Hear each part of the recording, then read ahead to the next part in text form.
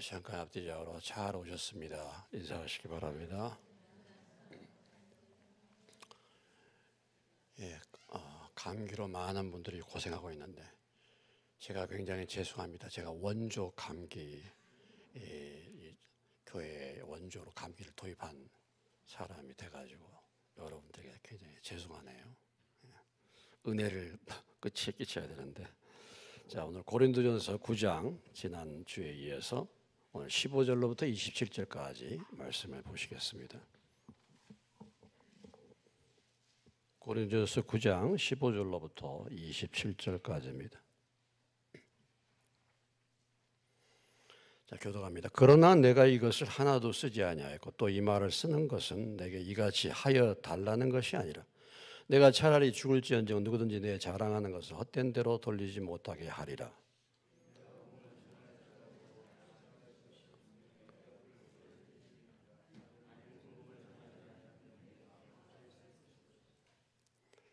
내가 내 자의로 이것을 행하면 상을 얻으리니와 내가 자의로 아니한다 할지라도 나는 사명을 받았노라.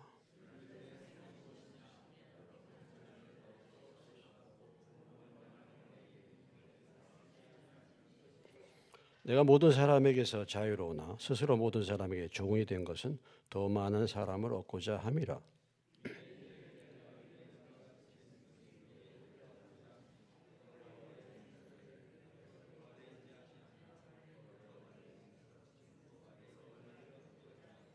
율법 없는 자에게는 내가 하나님께는 율법 없는 자가 아니요 도리어 그리스도 율법 아래에 있는 자이나 율법 없는 자와 같이 된 것은 율법 없는 자들을 얻고자 함이라.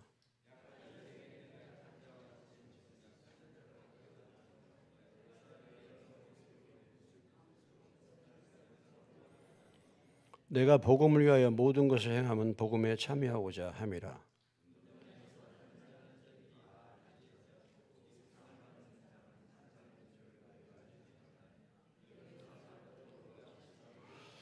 이기기를 다투는 자마다 모든 일에 절제하나니 그들은 썩을 승리자의 관을 얻고자 하되 우리는 썩지 아니할 것을 얻고자 하노라.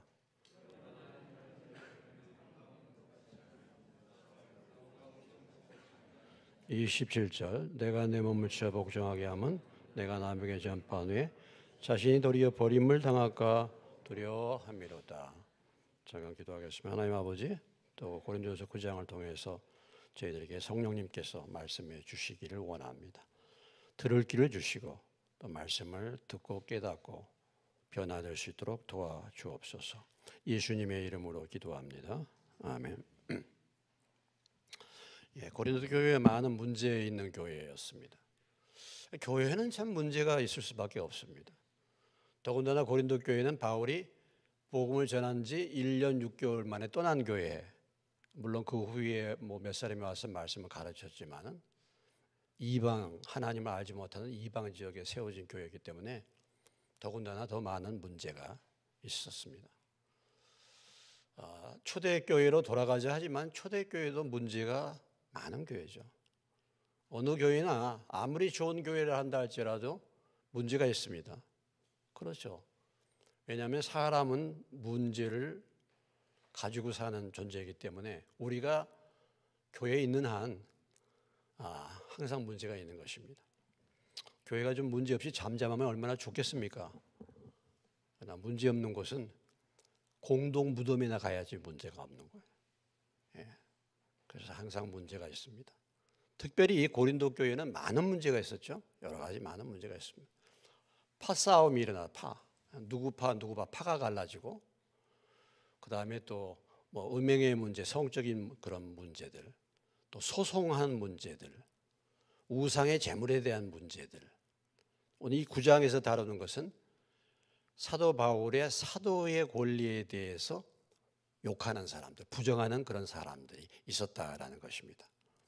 뒤에 가보면 이제 성만찬의 문제, 또 은사의 문제, 부활에 대한 의심, 이런 문제들이 계속해서 고린도 교회에서 나타나고 있죠.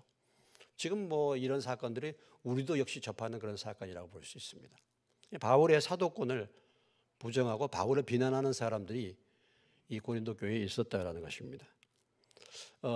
우리가 알다시피 고린도전서 18 사도행전 18장으로 잠깐 가보시면은 그 앞에 있는 사도행전 18장에 가보면 고린도 교회가 어떻게 세워졌는가 나오게 되는데,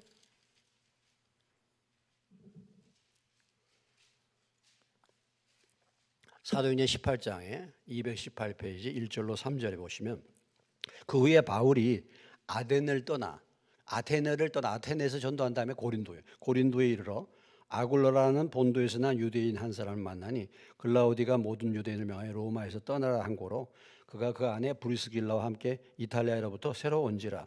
바울이 그들에게 가매 생업이 같으므로 함께 살며 일을 하니 그 생업은 뭐예요? 천막을 만드는 것이었다. 그러니까 바울의 이 고린도 사역에 동역자가 생겼습니다. 누구였습니까? 브리스길라와 아굴라, 유명한 부부죠. 그들이 직업이 뭐였습니까?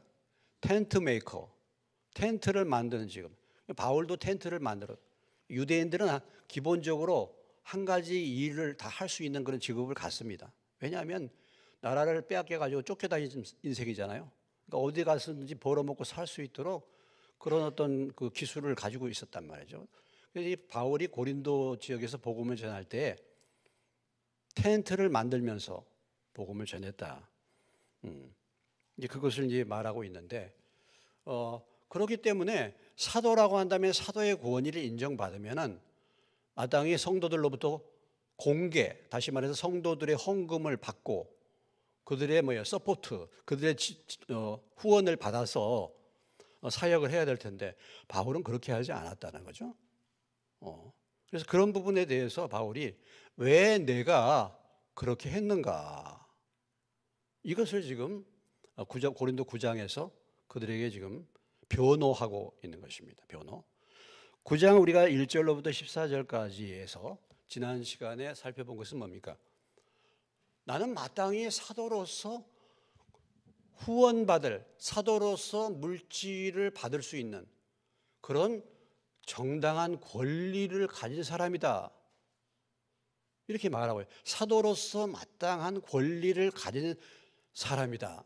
이것을 이제 사도 바울이 고린도 교회의 사람들에게 편지를 쓰면서 지금 자기가 사도로서의 권리, 마땅히 헌금을 받고 후원을 받을 그런 자격이 있음을, 그 권리의 정당성을 주장했습니다. 그가 그 권리의 정당성을 주장하면서 몇 가지 그 예를 들어서 표현하고 있었죠. 군복무할 때 누가 자기 경비되면서 군복무하는 사람 누가 있나? 그렇죠. 군대 가는 사람이 자기 비용 돼 가지고 군복무하는 사람이 있느냐? 아니, 포도를 심은 다음에 열매를 기대하지 않는 사람이 누가 있는가? 양을 키우면서 양의 젖을 다 먹는 거 아닌가? 그리고 하나님의 말씀에 밭가는 소의 멍에를 씌우지 말라, 이렇게 말씀하셨는데 하나님이 소를 위해서 하는 얘기냐? 소를 살피시는 하나님이 하나님의 사역자들이 그냥 하나님의 사역을 통해서 일할 때 굶도록 아무 후원도 받지 않도록 그렇게 하셨느냐? 아니다 이거야. 그래서 더 나아가서 이제 레위인들의 예를 듭니다. 그렇지 않습니까? 구약의 제사장들이 어떻습니까? 레위인들이 하나님의 사역을 하면서 하나님께서 그들에게 뭐예요?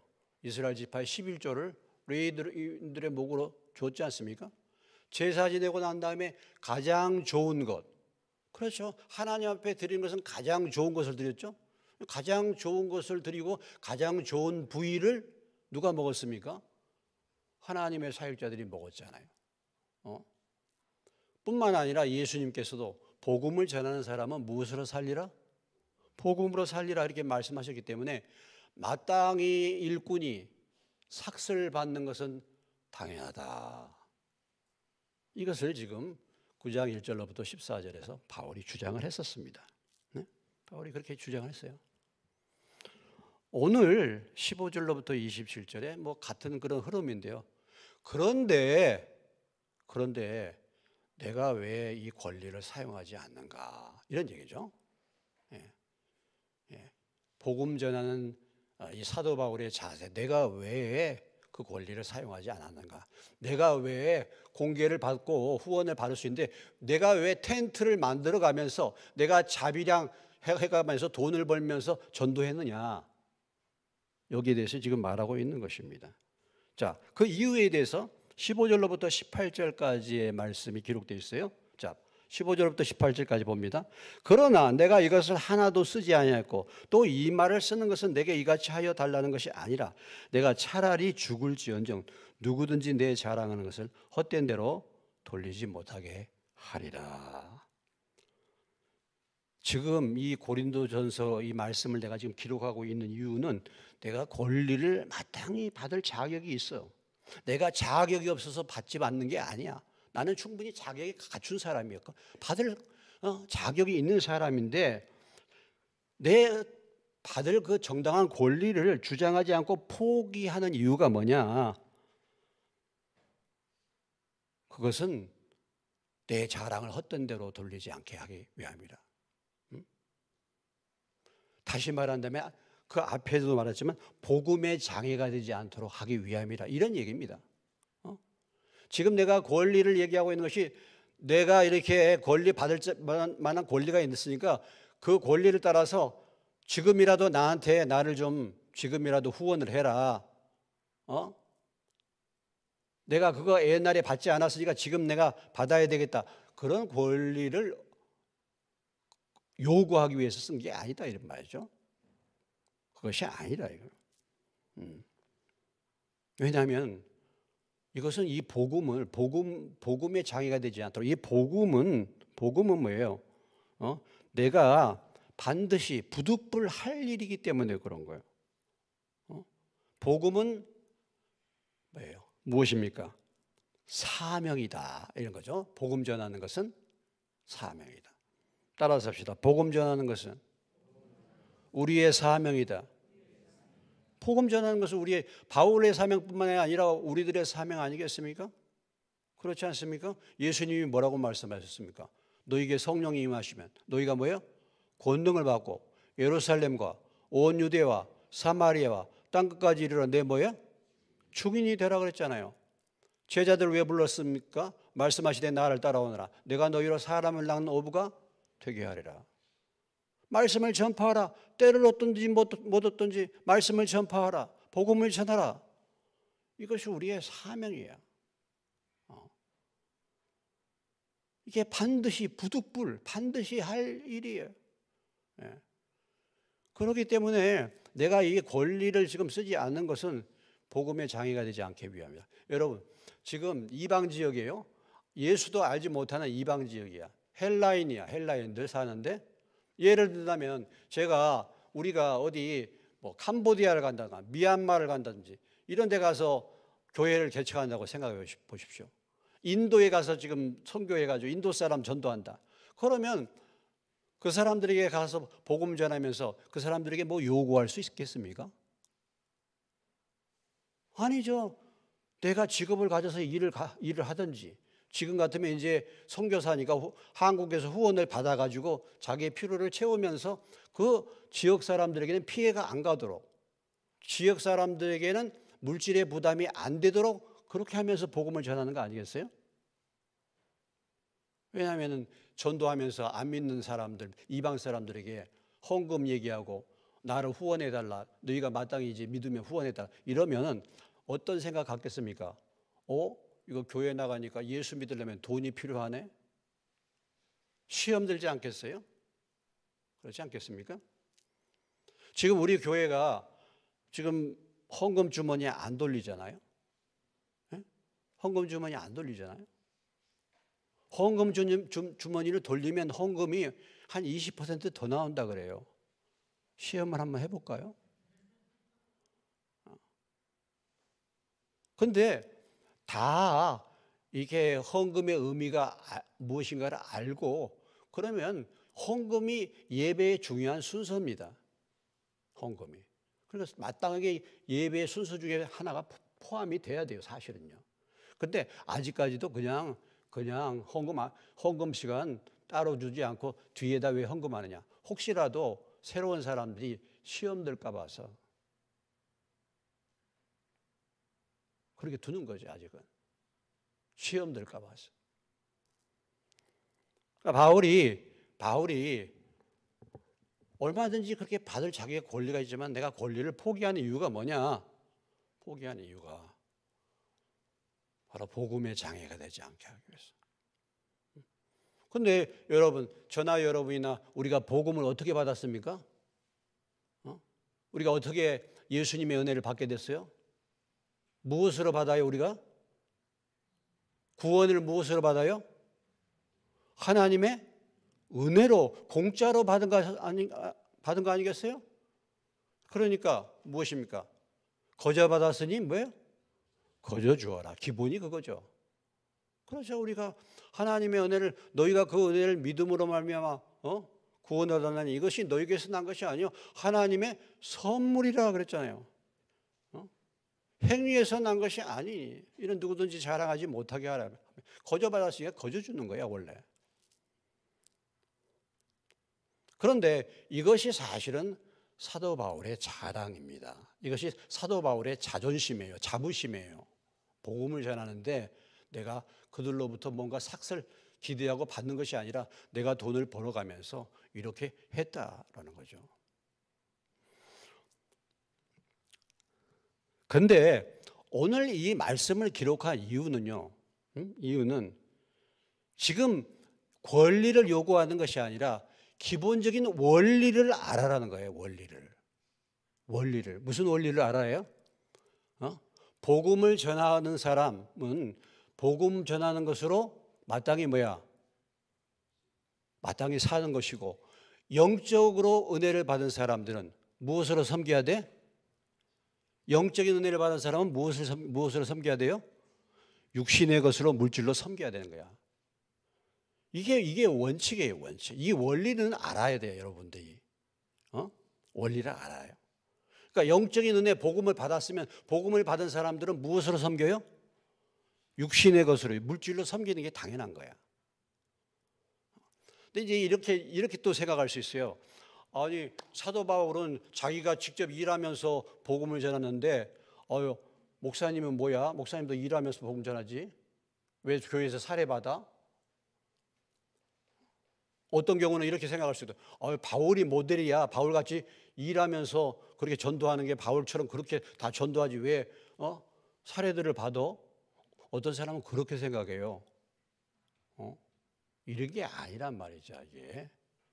바울은 지금 뭡니까? 특수한 케이스잖아요. 지금 선교 나가서 지금 아무도 없고 그런 상황에서 이방인들에게 지금 전하는 거 아니겠습니까?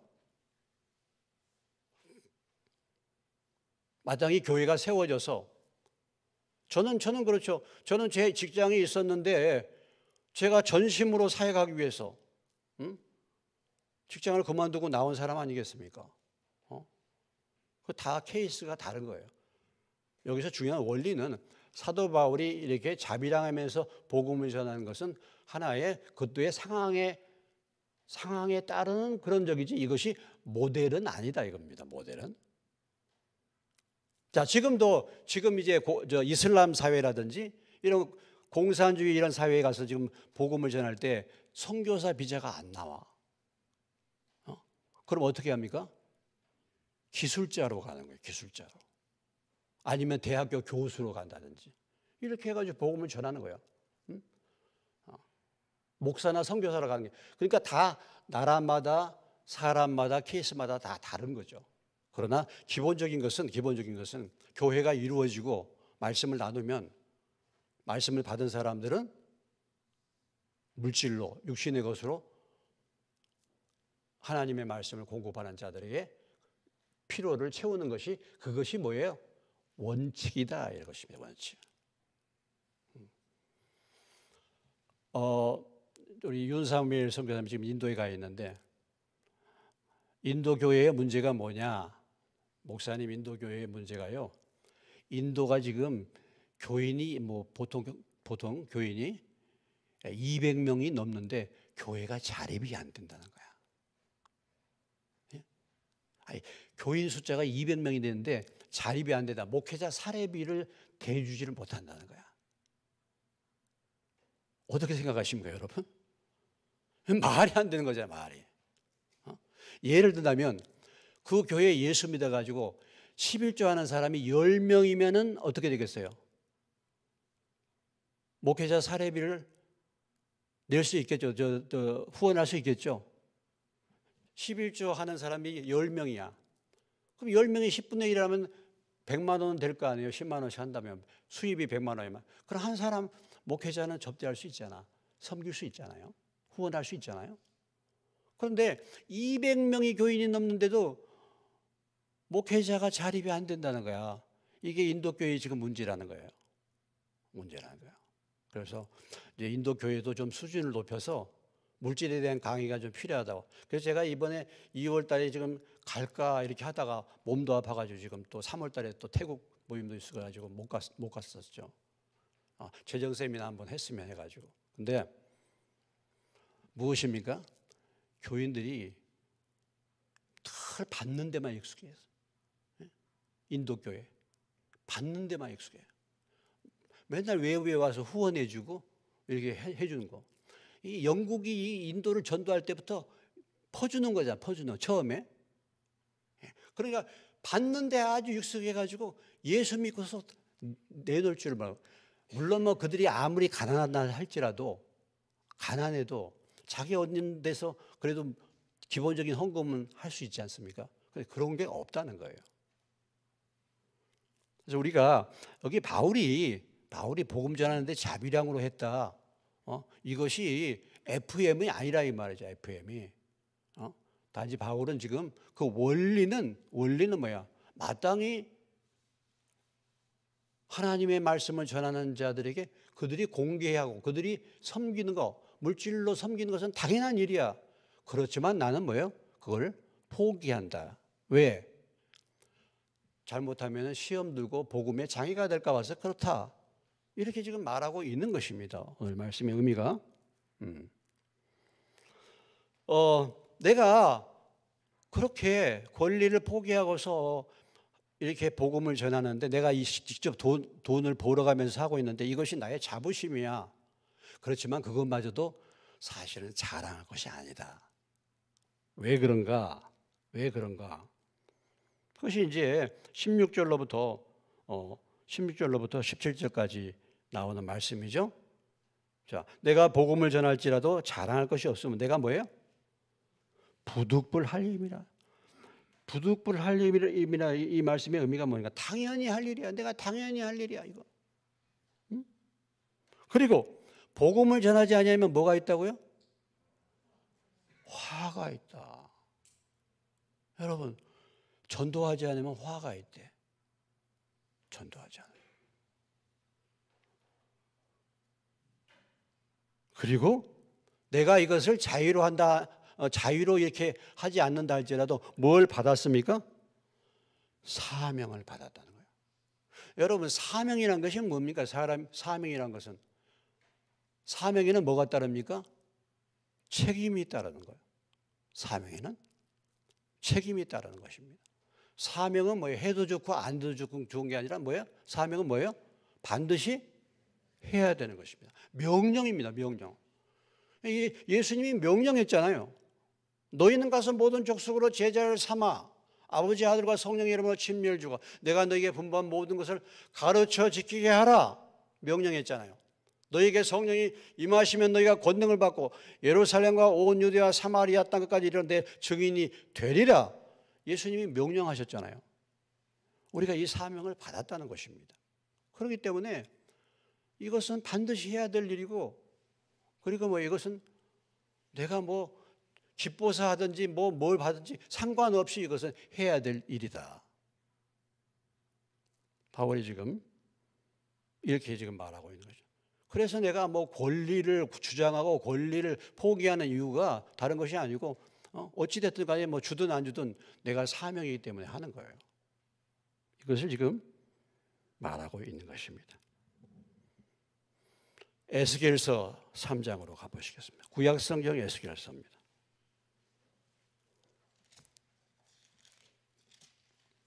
에스겔서 3장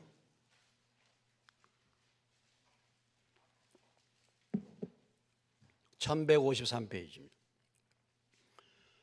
에스겔서 3장 16절로부터 21절입니다. 찾으셨습니까? 교독합니다. 7일 후에 여호와의 말씀이 내게 임하여 이르시되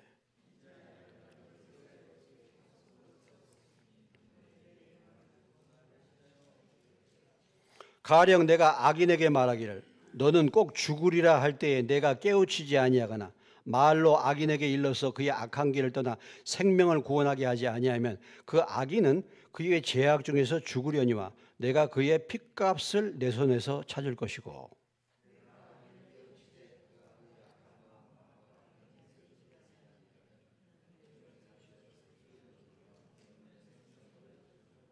또 의인이 그의 공의에서 돌이켜 악을 행할 때는 이미 행한 그의 공의는 기억할 바 아니라 내가 그 앞에 거치는 것을 두면 그가 죽을지니 이는 내가 그를 깨우치지 않음이니라. 그는 그의 죄 중에서 죽으려니와 그의 핏값은 내가 내 손에서 찾으리라. 그러나 내가 그 의인을 깨우쳐 범죄하지 아니하게 하므로 그가 범죄하지 않으면 정령 살리니 이는 깨우침을 받으며 너도 내 영혼을 보존하리라. 이게 뭡니까? 누구의 사명입니까? 파수꾼의 사명이죠. 파수꾼은 뭡니까? 적이 쳐들어오고 경고하는 거잖아요. 악인에게 뭐라고? 악인에게 경고하는 거야. 회개하라고. 회개하고 예수 안 믿으면 심판을 받는다고. 회개하고 예수를 믿으면 영생을 얻고, 회개하지 않고 주님을 믿지 아니하면 지옥이다, 이 말이야. 사망과 심판이다. 이 얘기를 안 해주면은, 내가 만나는 사람 중 가까이 있는 사람에게 그 얘기를 안 해주면은, 경고를 안 해주면은 그 책임이 누구에게 있다는 것입니까? 그 영혼에 대한 책임이 누구에게 있어요? 나에게 있다 이거예요. 근데 내가 그 사람의 경고를 했어. 그런데 그가 안 믿으면 뭐예요? 나에게 책임이 없는 거죠. 그러니까 그가 믿느냐 안 믿느냐 이건 상관할 것이 없고, 나의 책임은 뭡니까? 복음을 전하는 거잖아요. 경고하는 거잖아요, 파수꾼이. 그러니까 복음을 전하지 않을 때 화가 있다는 말씀의 의미가 그 의미예요. 그 의미입니다. 자, 내가 같이 살고 있는 우리의 부모님, 우리의 자녀들, 우리 친척들, 우리 주변에 있는 사람들에게 예수 믿으라고 말이죠. 회개하고 예수 믿으라고. 그래야 구원받는다고. 그래야 천국에 간다고. 그렇지 않으면 지옥 간다고. 심판받는다고. 이 말을 해줘라 이거예요. 그걸 안 하면은 그 영혼에 대한 책임이 나에게 있다는 것입니다. 그러니까 하나님의 거기에 대해서 핏값을 나에게서 찾는다고 말씀하죠. 이것이 화가 있는 것입니다. 이것이 무서운 거 아니겠습니까? 제가 오늘 여기서 목회하고 있는데 제가 여러분에게 복음이 무엇인가를 분명하게 가르쳐줘야 되잖아. 그렇지 않습니까? 여러분이 믿든지 안 믿든지 그것은 여러분의 소관이에요. 제 책임은 복음이 뭔지를 분명하게 알려주는 거 아니겠어요? 여러분 복음이 뭔지 아십니까? 여러분 들으셨습니까? 제가 지난주일에도 손현보 목사님 간증을 이렇게 여러분들 들려주셨잖아. 확실하게 복음을 전하는 거예요. 그게요.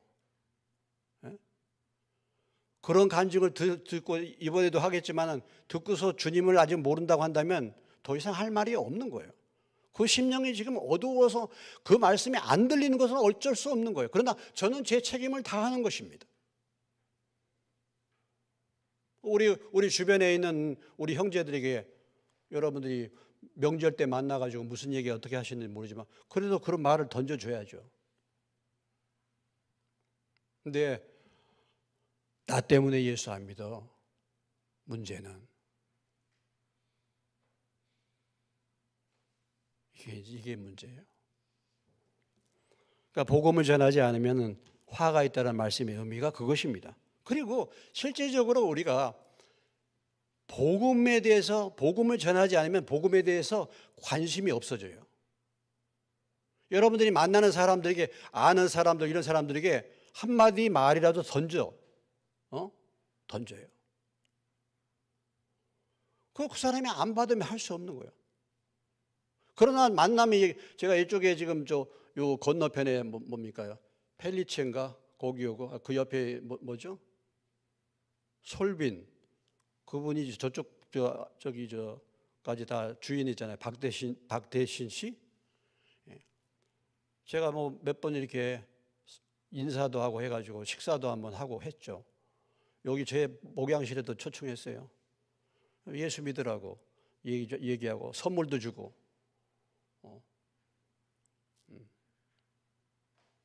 지나가다 만나면 이제 믿으셔야지. 뭐 무슨 사건이 일어나고 그러면은 그런 얘기 나누면서 인생길이 어떻게 될지 모른다고.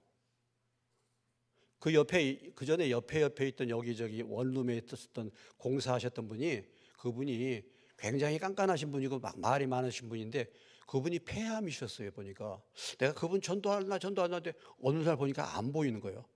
그럼 돌아가신 거예요. 이 양반하고 굉장히 친했죠. 그거 보시라고. 인생이 참 정말 언제 갈지 모른다고. 다니면서 그래도 기회를 봐서 한마디씩 하셔야 되잖아요. 가족들 모이면은 예배라도 드려가지고 복음을 전해야 되지 않겠습니까? 아니 뭐 복음을 전하기 이전이라도 그들의 영혼을 위해서 여러분 기도해야 되지 않겠습니까? 여러분 지난번에 간증, 이제 이번 주에도 그 간증을 드렸는데 그 손현범 목사님이 자기 어머니와 자기 그 형제들에 대한 그 얼마나 간절한, 그들의 영혼을 위해서 얼마나 간절한 마음을 품었습니까? 그 예수 믿은 증거인데, 내가 예수를 믿었다고 한다면은, 정말 믿었다고 한다면은 어떻게 우리 부모나 우리 주변에 있는 사람이 그런 마음이, 안타까운 마음이 없을까 모르겠어요. 아니 내가 지금 말은 못해도 그 영혼을 위해서 기도해야 되는 거 아니겠습니까? 무덤도 믿든지 말든지 정말 복음을 믿었나? 정말 주님을 만났나? 점검해 보셔야 돼요, 사실은요. 그래서 우리가 필요를 따라서 때로 어떤지 못해 한마디 말을 던지는 것입니다. 문자로도 한번 날려주기도 하고, 여러분 이런 간증을 말이죠, 한번 보내주기도 해요. 이렇게 보시면 그런 참 귀한 간증들이 있거든요. 관심을 가지시면 그런 걸 보내드려. 신앙생활의 핵심에 대해서 어떤 선교사님이, 여자 선교사님이 간증하는데 참 너무너무 정리를 잘했더라고요.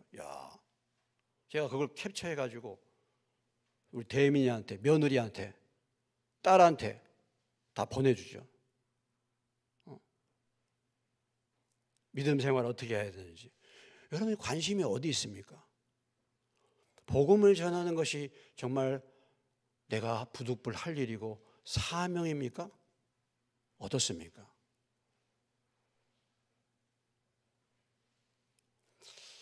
아직도 그것이 내 사명이 아니라고, 사명으로 느끼지 않는다면 아직 믿지 않는 거라고 또 볼 수 있어요. 한번 돌아보시기 바랍니다. 어떻게 그 안타까운 마음이 없을까?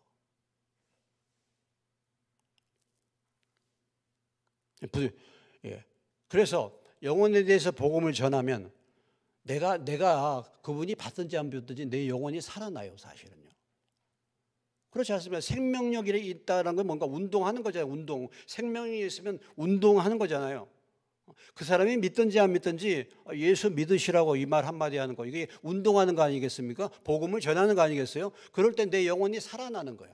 그러니까 화가 미친다는 것은 내 영혼이 복음을 전하지 않으면 내 영혼이 죽는 거예요. 또 죽는 것입니다.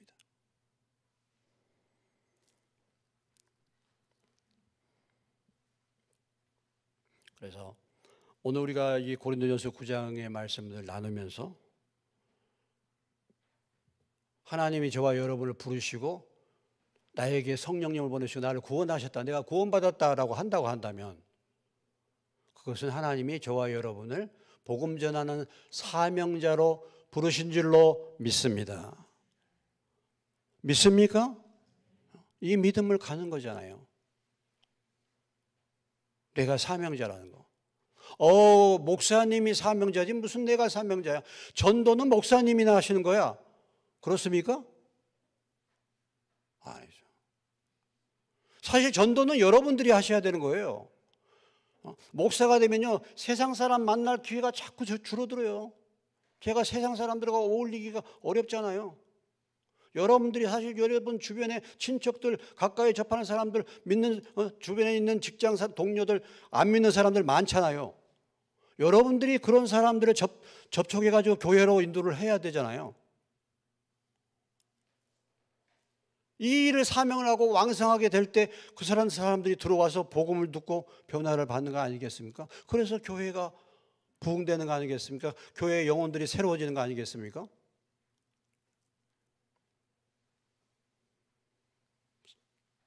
나는 사명을 받았노라. 오늘 다시 한번 사명을 발견할 수 있는 저와 여러분 되시길 주의 이름으로 축원합니다. 내가 인생에서 가장 중요한 일이 뭐예요? 복음을 전하는 거예요. 왜냐? 세상에 있는 것들은 그렇죠. 세상에 있는 것들은 25절에 가보시면요. 25절 봅시다. 20절 다 같이 기도 시작. 이기기를 다투는 자마다 모든 일에 절제하나니 그들은 썩을 승리자의 관을 얻고자 하되 우리는 썩지 아니할 것을 얻고자 하노라. 지금 이게 운동 경기를 지금 얘기하고 있잖아요. 썩을 면류관이 뭡니까? 옛날에 그 운동 경기에서 우승하면 월계수를 써줬잖아요. 월계수.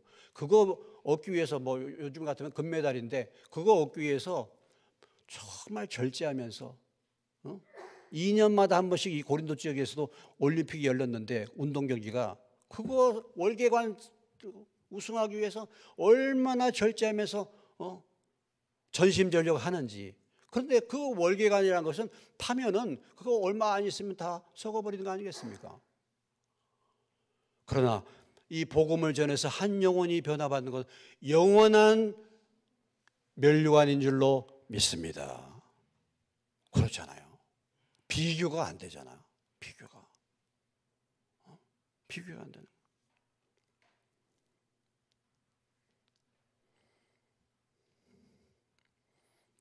그래서 우리가 인생을 그냥 사느냐 사명자로 사느냐 굉장히 달라요. 인생을. 신앙생활도 마찬가지입니다. 신앙생활도 그냥 신앙생활 교회 왔다 갔다 하느냐 뭔가 내가 사명을 알고 사명자로 신앙생활 하는가 굉장히 달라요. 여러분 오늘날 우리나라 국회의원들 보세요. 국회의원들을 가만히 보세요. 국회의원들이 정말 나라와 민족을 정말 위해서 사는 그런 나라를 살리는 사명을 가진 국회의원들이 얼마나 됩니까, 여러분? 어떻습니까?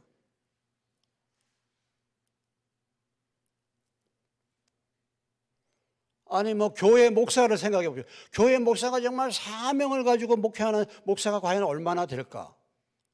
우리의 모든 지역이 그렇죠. 교사라든지 직장 생활하는 사람들 이런 모든 사람들이 기업을 운영하는 사람들이 얼마만큼 나라와 민족의 부흥을 위해서 경제적인 발전을 늘 사명으로 가지고 일하는 사람들이 과연 몇 사람이나 되나요? 사명이 아니면요 결국은 돈 버는 거예요. 돈. 자기 이익을 위해서 사는 거예요. 다. 사명이 없으면 그래요. 자기 이익을 위해서 사는 거예요.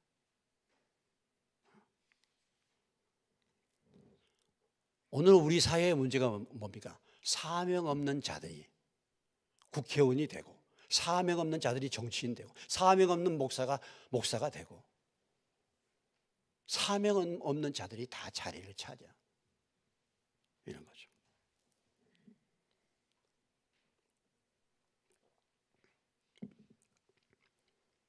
그러다 보니까 무엇입니까? 사명이 없으면 뭘 사는 겁니까? 자기 유익을 위해서 사는 거잖아요. 자기 유익을. 그래서 권리를 주장하고, 권리를 주장, 대가를 주장하고, 이렇게 하는 거죠.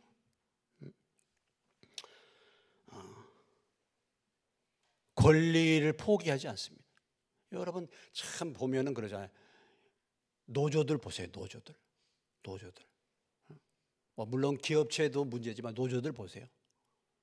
예를 들면 가장 귀족 노조가 있으면 우리나라에 네? 굉장히 많이 받습니다. 급여를. 그런데도 뭐예요? 해마다 으쌰으쌰 하는 거 해마다 파업하고 해마다 이거 하는 거예요. 해마다. 물론 그 회사가 잘 나가서 돈을 많이 벌면 노동자들에게 정당한 대우를 해줘야죠.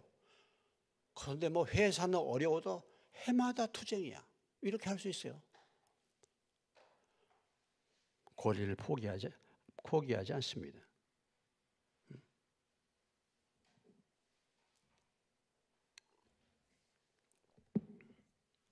그러나 바울이 뭡니까? 18절 그런즉 내 상이 무엇이냐? 내가 복음을 전할 때 값없이 전하고 복으로 말미암아 내게 있는 권리를 다 쓰지 아니하는 이것이로다 그랬어요. 복음의 장애가 되지 않도록 하나님 영광을 가리우지 않도록 자신의 권리와 자신의 특권과 자신의 이익을 포기하는 것입니다. 교회를 위하여, 복음을 위하여, 하나님의 영광을 위하여 하는 것이죠. 지난 시간에도 말씀했습니다만 우리가 주님의 복음을 위하여, 주님의 영광을 위하여, 주님의 교회를 위하여 나의 권리와 나의 이익을 포기해 보신 적이 있으신가? 어떻습니까, 여러분?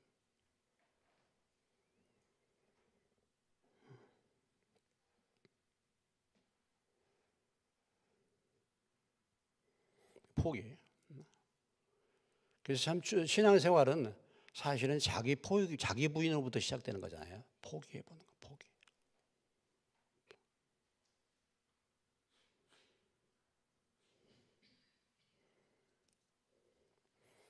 저도 이제 여러분이 알다시피 저도 처음에 이렇게 이제 포기로부터 시작됐잖아요.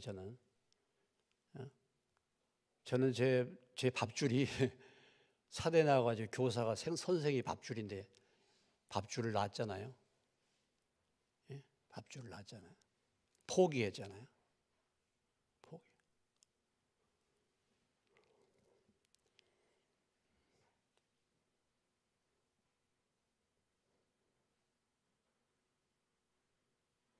근데 교회가 어느 정도 자리 잡고 이제 교회에서 저한테 이제 이제 사례를 이렇게 해 줍니다만은 제가 성령으로 시작했다가 육체로 마칠까봐 돈이 많아지고 또 내가 좀 사례받는다 그러면 또 시험 들까 봐서 여러분들에게 끼칠까 봐서 제가 지금 9년째 제가 지금 사례를 동결하고 있지 않습니까? 9년째 지금 동결하고 있어요. 지금 물가가 9년 동안에 얼마나 올랐습니까? 근데 저는 사례를 지금 동결하고 있어요. 포기 좀 해보려고 아직도.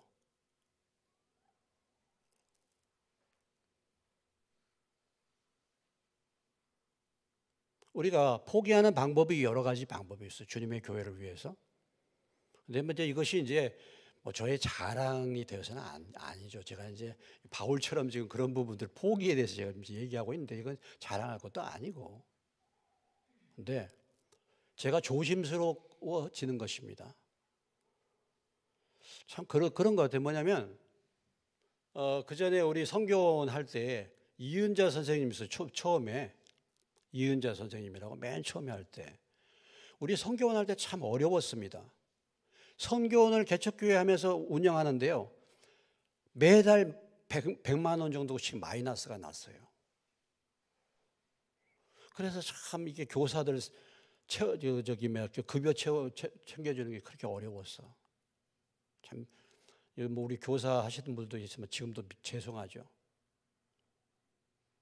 근데 그때 교사했던 적이 있어. 근데 그 다음에 우리가 1년하고 그 다음에 우리 성교원이 어려운데 대전에 어떤 성교원하고 연결돼 가지고 거기서 급여 많이 준다니까 글로 가버렸어.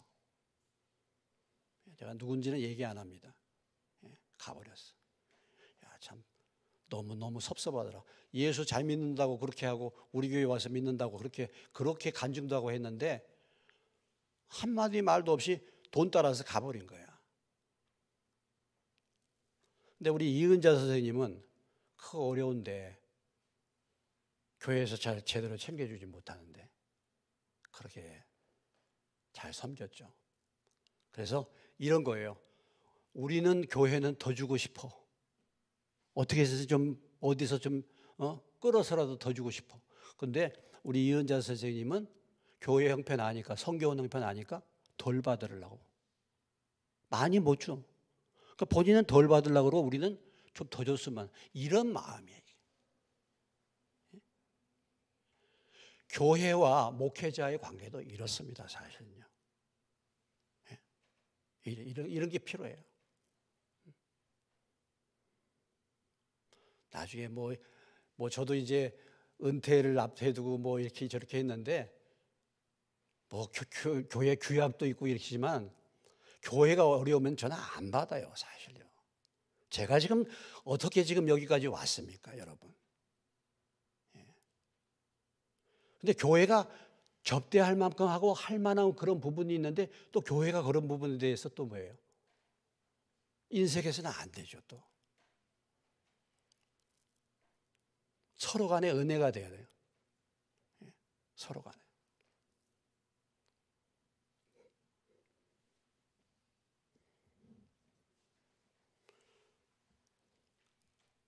뭐 지난번에 잠깐 제가 뭐 몇 분에게 말씀을 드렸습니다마는 우리 김상현 목사라고 그 아들 결혼식 할 때 옛날에 우리 선교단체에 있던 멤버들이 다 모였거든요. 그 전에 모였던 형제 제가 여기 대학에서 전도할 때 선교할 때 한 40-50명이 훈련 받고 다 예수 안 믿다가 믿고 다 훌륭한 일꾼들이 됐습니다. 다 장로들이에요, 지금. 너무 감사해요. 근데 우리 노장군 형제라고 해요. 노장군 장로요. 노장군. 경기도 강화군 길상면 초지리 출신이야. 순전해, 참 사람 순전해, 시골적이야. 근데 처음 와가지고 예수 믿었거든요. 근데 그 친구가 1학년 예수 믿을 때 제가 직장 사표 내고 선교단체 제가 간사로 왔어요. 그러니까 제가 이제 전도하고 그 생활을 잘 알죠. 우리 노장군 형제가 뭐라고 하느냐면 지금 이제 은퇴를 했죠. 명퇴를 이미 했죠. 지금 60이 안 됐는데 명퇴 이제 지금 했잖아요. 연금 340 받는다고 나한테 그래. 뭐 아니 그런 것 저런 거 뭐 얘기 나누면서 저한테 그런 얘기예요. 황 목사님, 여러 형제들이 목사님 때문에 우리가 있어요.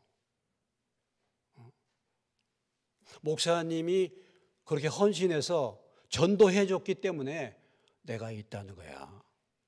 내가 그 얘기 한마디에 그 고생했던 것들이 다 사라지는 거야. 그 한마디에. 그걸 알아주는구나. 그렇죠. 정말 강화군 길상면 초지리 그 촌구석에서 수세식 병기를 사용할 줄 몰랐어요. 아주 순전대. 하나님이 그를 축복하셨죠. 그가 그때 당시에 대학교에 30%를 더 뽑을 때 들어왔어요. 전두환 정권 때문에 데모 방지하려고. 근데 그때에 30%더 뽑았기 때문에 그가 들어온 거예요. 그렇지 않으면 들어오지 못해요. 그리고 교육과로 들어왔는데 교육과는 발령이 안 나. 그런데 하나님이 은혜를 주시니까 영어를 전공을 해가지고 영어 선생님 뵀죠. 그리고 30% 잘랐는데 퇴학 중간에 중도하지 않도록 법이 또 바뀌었어. 그리고 이혜숙 자매라고 아주 믿음 좋은 자매하고 결혼했죠. 부부 교사가 됐죠. 근데 그 한마디 딱 말하는데 제가 고생했던 것들이 눈녹 사라져버린 거예요. 그렇죠. 제가 헌신하지 않았으면 그들이 전도받아서 예수 믿었겠습니까? 그렇지 않습니까?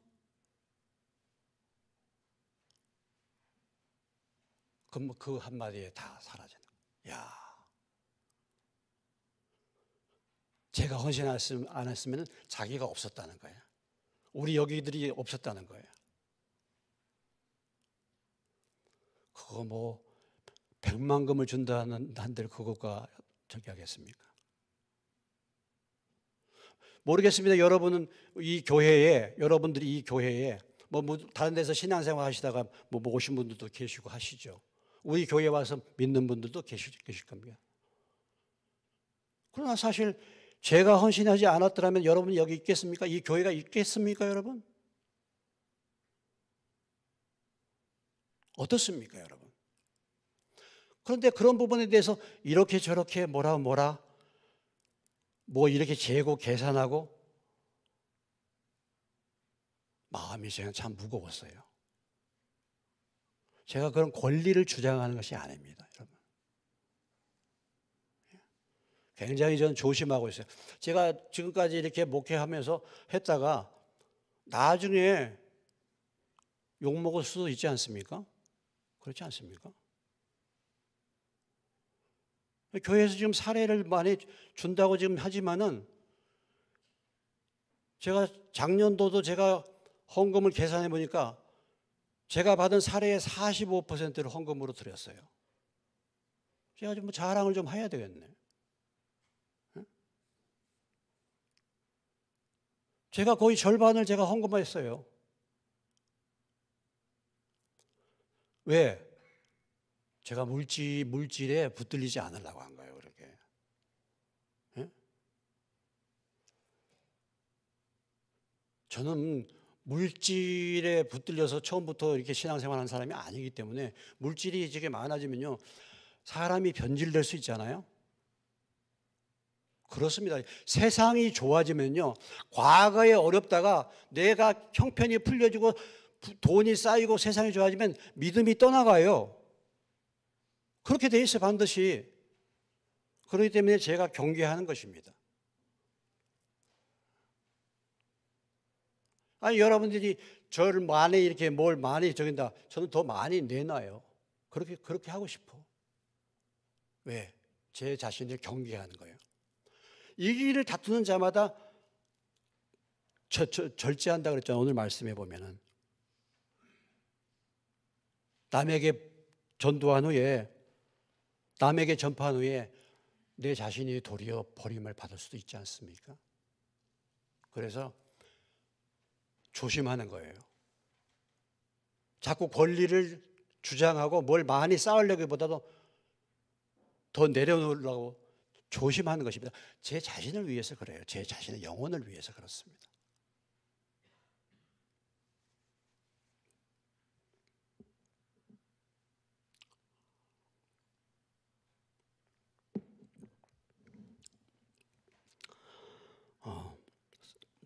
사도 바울이 이 복음에 대한 열정 때문에 여러 모양으로 사람들에게 유대인처럼 이방인처럼 약한 사람처럼 오직 뭡니까? 영혼에 대한 열정 때문에 어떻게든지 한 사람이라도 전도하려고 바울이 이렇게 자신을 포기하고 또 모든 일에 절제할 수 있는 그런 훈련을 받은 거 아니겠습니까? 자, 오늘 26절, 27절 말씀을 읽고 마치겠습니다. 26절, 27절 읽습니다. 그러므로 나는 다름질하기를 향방 없는 것 같이 아니하고 싸우기를 허공을 치는 것 같이 아니하며 내가 내 몸을 저 복종하게 하면 내가 남에게 전파한 후에 자신이 도리어 버림을 당할까 두려워함이로다. 예, 우리가 섰다고 생각하면 참 우리가 쉽게 넘어질 수 있지 않습니까? 이 복음에 대한 수수한 열정, 그 믿음과 마음이 변질되지 않도록 다시 한번 오늘 이 말씀을 통해서 지금까지는 참 전도자를 못했는데 관심 없었는데 좀 앞으로라도 우리 인생이 정말 여러분 여기 뭐 60 다 많이 60들 되신 분들도 많이 계신데 인생은요 20년입니다. 80까지 80 넘어서 별로 2월 14일에 정장복 교수님이 돌아가셨더라고요. 정장복 교수님이라고 유명한 장신대학교 예배학 교수님입니다. 아주 유명하신 분이에요. 그분이 82세로 돌아가셨어. 2월 18일 날 유명한 강변 장로교예요. 김명혁 목사님입니다. 여러분 잘 모르실지 모르지만 유명하신 분이에요. 아주 신실하신 합동신학교 교수였던 목사님이 돌아가셨어요. 야, 이제 믿음의 사람들이 한 사람 한 사람씩 우리 대한민국의 귀한 일꾼들이 사라지는구나. 야, 그런데 그걸 생각하면서 참 우리도 떠날 때가 나도 떠날 때가 그렇게 뭐 오랜 시간이 아니구나. 반짝하면 20년 아니면 뭐 저희 장인어른을 보니까 제가 저희 장인어른이 100세까지 사실 것 같았거든요. 식사하는 것을 보면요. 예. 식사하는 것을 보면 얼마나 잘 드시는지 뭐야. 별명이 싹쓸입니다. 그래서 100세까지 사실 줄 알았어요. 그런데 그렇지 않지 않습니까? 순간이더라고. 10년, 20년 남은 기간이라도 어찌됐든 우리 주변에 있는 내가 알고 있는 사람들, 그런 사람들에게 사명감을 가지고 복음을 전할 수 있는 저와 여러분 되시기를 주님의 이름으로 축원합니다. 이 목표를 가지세요. 이 목표를. 기도부터 시작하세요. 기도부터 시작해요. 내 몸을 쳐서 복종시키려면 기도부터 시작해야 되지 않겠습니까? 운동선수, 유명한 운동선수들, 운동선수 돼가지고 유명 스타가 되려면 얼마나 노력을 많이 해야 됩니까? 예? 얼마나 애를 많이 써야 돼요? 국가대표 되는 게 그냥 되는 줄 아십니까? 진짜 얼마나 발이 다 찌그러져 버리잖아요. 발이 옛날에 박지성이 여러분 발 그거 나오잖아요. 근데 여러분 야구 선수 가운데 강정호 아시죠? 강정호 선수 미국의 필라델피아 가가지고 1년째 2년째 아주 완전히 떴잖아요. 2, 3년 지나면 엄청난 돈을 받고 그렇게 할 수 있는, 제가 생각할 때는 1억 한 5천만 달러는 받을 수 있어요. 강정호가 계약 새로 하면 1억 5천만 달러면 얼마입니까? 1,500억이잖아요. 근데 하루아침에 술 취해가지고 한국 들어와가지고 막 붕붕 뜨니까 음주운전해가지고 인생 끝나버렸잖아요. 하루아침에. 그러니까 참 우리도 마찬가지입니다. 우리는 더군다나 복음 전하는 영원한 열매를 맺는 사람들인데 우리들이야말로 우리 자신을 잘 조절해서 말씀과 기도에 창념하고 때를 얻든지 못 얻든지 여러분들이 늘 전도할 기회, 영혼 구원할 사명으로 다시 한번 새로워지시기를 주의 이름으로 축원합니다. 네, 기도하겠습니다.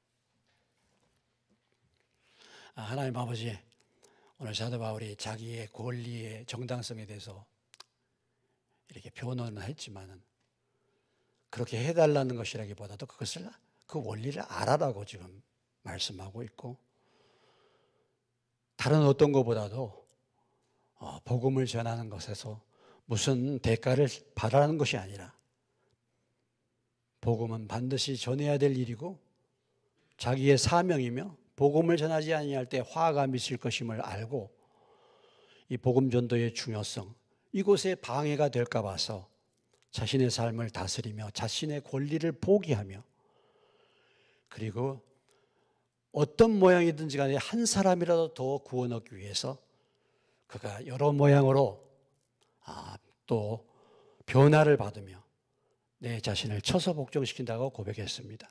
하나님 아버지, 오늘 이 사도 바울의 고백을 통해서 저희들이 다시 한번 저희들의 사명을 새롭게 할 수 있도록 도와주시고 복음 전하는 사명의 중요성을 새롭게 깨닫게 도와주시기를 원합니다. 그래서 저희들의 남은 삶이 우리 주변에 내가 알고 있는 사람들부터 복음을 전할 수 있도록 그들의 영혼을 위해서 기도하며 복음을 전함으로 남은 삶에 영혼을 구원하고 열매 맺는 그런 삶을 사는 저희가 되게 해 주시옵소서. 예수님의 이름으로 기도합니다. 아멘.